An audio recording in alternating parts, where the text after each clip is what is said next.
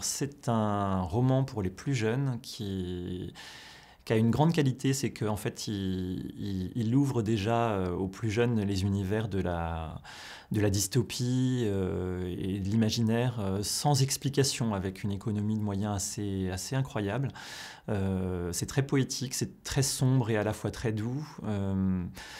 Il y a quelque chose qui est assez étonnant parce que toujours de manière assez sibylline, je trouve que dans ce livre, on arrive à aborder avec des enfants vraiment jeunes des problématiques qui sont quand même assez complexes, assez profondes. Et voilà, c'est un livre dans le livre. Enfin, il y a quelque chose de très étonnant dans cet ovni. Pour moi, c'est un ovni.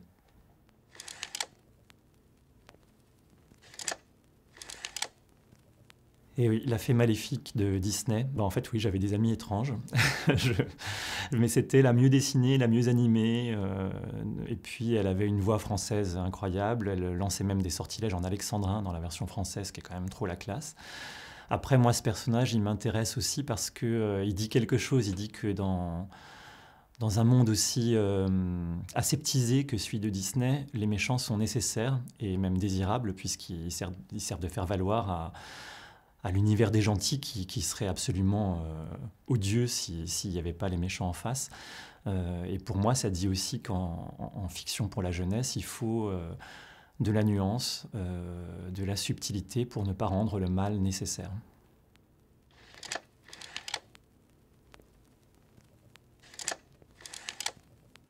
Alors, la saga de BD Philémon, en réalité, je ne suis pas certain que j'aimerais réellement vivre dedans, parce que c'est quand même le monde de l'absurde et de la folie la plus totale. Mais je me souviens avoir été happé pendant des journées entières dans cet univers foisonnant, complètement ensorcelant. Et surtout, bah, là aussi, hein, finalement, je m'aperçois qu'il y a un lien dans tous les choix que j'ai faits, c'est que Fred parvient à donner une impression de richesse esthétique à ses univers, avec une économie de traits qui est vraiment très étonnante. En réalité, c'est très simple.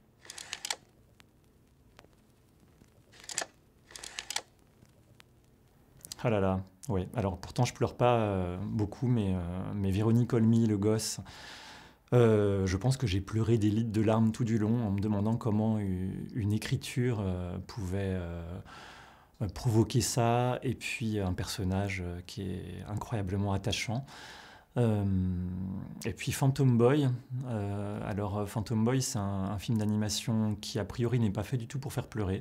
Ou en tout cas, je ne sais pas quelle est l'intention première des réalisateurs et scénaristes, mais parfois on ne pleure pas que de tristesse, on peut aussi pleurer devant la beauté des idées, devant la beauté formelle. Et puis il y a aussi là, encore une fois, une très grande simplicité pour traiter de sujets très nombreux, avec plein de sous-couches dans le signifiant. Et voilà, enfin, ça m'a fait retrouver ce sentiment que j'avais enfant parfois avec certaines fictions, où j'avais un vrai désarroi de me dire mais ces personnages n'existent pas vraiment, et ils vont rester éternellement piégés dans cette unique histoire et on ne pourra jamais les connaître autrement.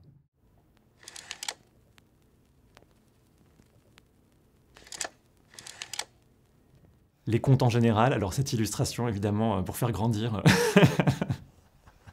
mais les contes en général et plus ceux de Perrault peut-être, mais parce que c'est le propre du conte en fait, c'est sa fonction de proposer des archétypes idéaux à atteindre et des valeurs qu'on aurait envie de défendre en soi-même. Et du coup, vu que c'est leur fonction de faire grandir, c'est logiquement ce qui m'a permis de quitter l'enfance plus sereinement que si j'avais pas eu les contes pour m'y aider.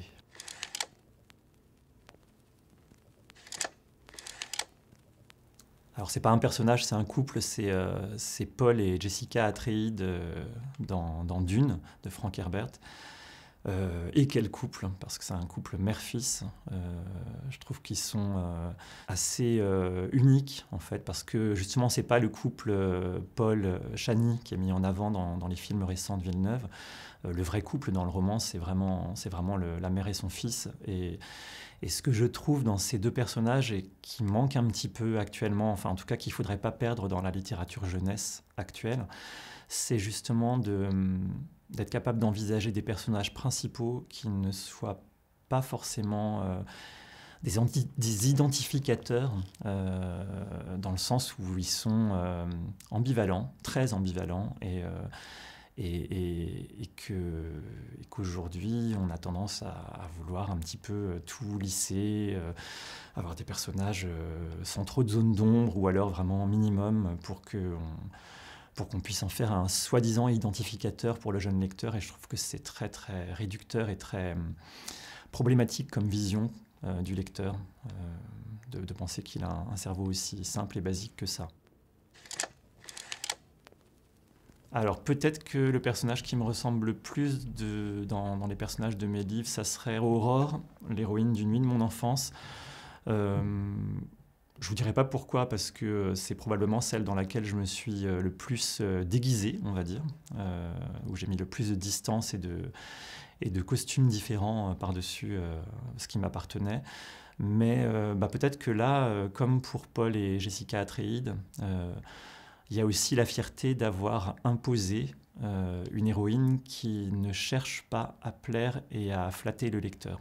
Il y a pas mal de jeunes lecteurs qui vont ou d'adultes, c'est surtout les adultes, problématiques en général dans la littérature jeunesse, qui vont trouver qu'Aurore a quand même un sale caractère et en veut à tout le monde. Étant donné ce qu'elle a vécu, qu'on découvre au fur et à mesure, je trouverais très irréaliste et très méprisant de laisser croire que les gens qui ont vécu des traumatismes deviennent forcément des gentils à la Disney, et que les méchants sont les traumatiseurs. En fait, les traumatismes détruisent les personnes et détruisent la société, puisqu'après, ces blessures, tout le monde va en profiter. Donc on a un personnage qui trimballe des choses sombres et qui, du coup, est sombre aussi. Voilà.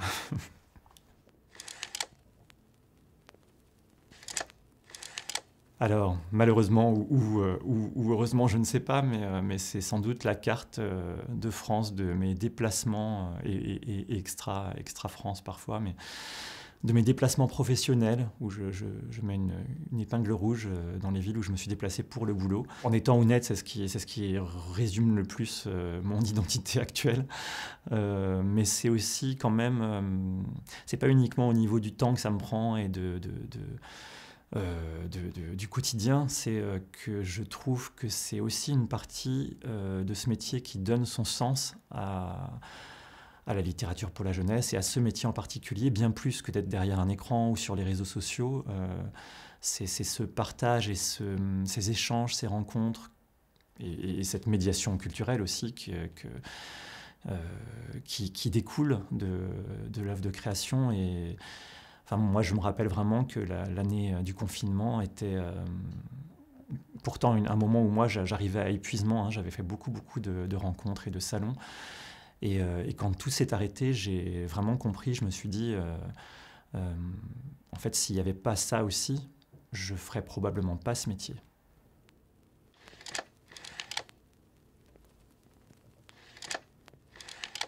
J'ai choisi la Villette parce que c'est pas loin de chez moi, donc le parc de la Villette à Paris, mais j'aurais pu prendre des rues, des transports en commun.